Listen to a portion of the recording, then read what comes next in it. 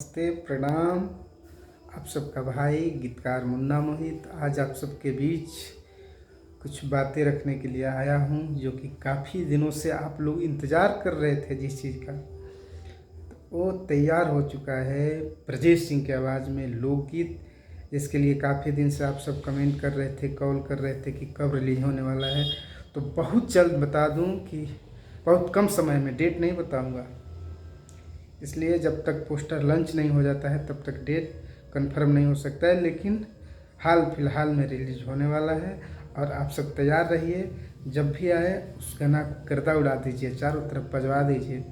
आप सब जैसे भाई को प्यार दुलार दे रहे हैं, हमको प्यार दुलार देते हैं, वैसे ही आप सब उस गाना को प्यार दीजिए और आगे बढ़ाइए। और अच्छे अच्छे गाने आप सबके बीच में लाते रहेंगे। और उसके बाद रितेश पांडे जी का चैता का जो है गाना, वो शूटिंग हो चुका है और आप सबके बीच में बहुत जल्द आने वाला है। तो आप लोग इंतज़ार करिए और तैयार रहिए। नमस्ते, प्रणाम।